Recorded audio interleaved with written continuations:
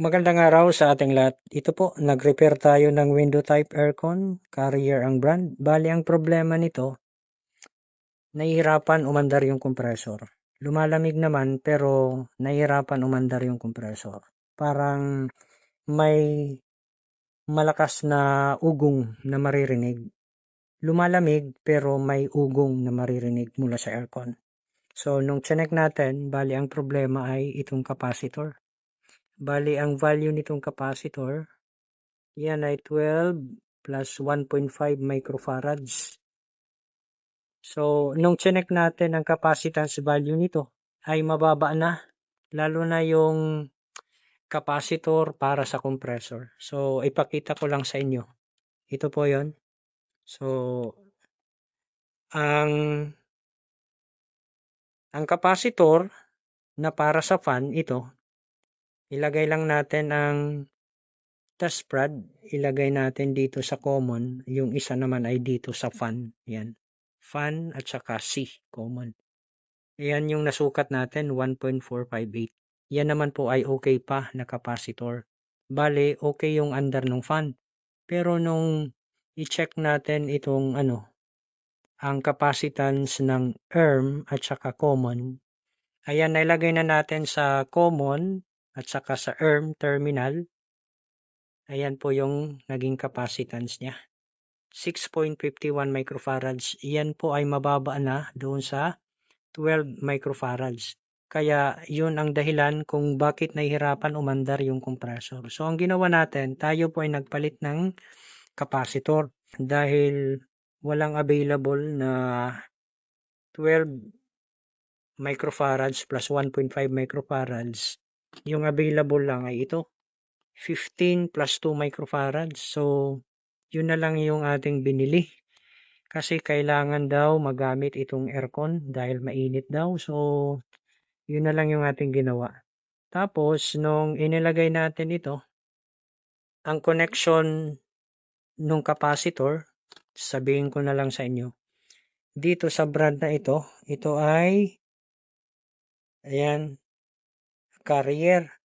So, yung kulay ng wire na nakakabit sa compressor o yung ikakabit sa ERM ay kulay blue. Tapos, yung ikakabit naman sa fan ay kulay brown. Yung dito sa common ay merong color black na 3. Tapos may isang yellow. Yun yung ikakabit dito sa capacitor.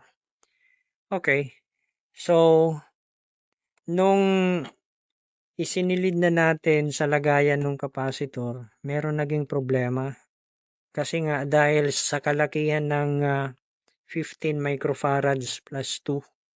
So, hindi siya nagkasya doon. So, ang ginawa natin, ito ay pinutol natin.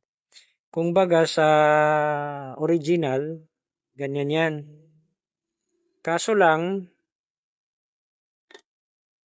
hindi kasya yung haba ng capacitor. So, magkakaproblema tayo kung i-install natin yung casing dito. So, hindi natin ma-install ng maayos. So, ang ginawa natin, ito ay tinanggal natin.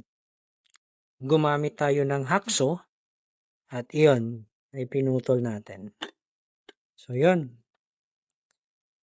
So, sunod na gagawin natin dito ay ite-testing na lang ito. Okay, at ito na, na-reinstall na natin ang window type aircon. Ngayon, i-turn on natin ito. Ayan, umandar na. Okay. Wait lang tayo ng kahit siguro 1 minute. Adjust natin. Ayan. Set lang natin sa number 4. Dahil 15 microfarads ang capacitor nito. So, kahit sa number 4, yan naman po ay okay na. Ayan. Nararamdaman na natin na malamig na. Tapos, hindi na siya parang umuugong. Yan.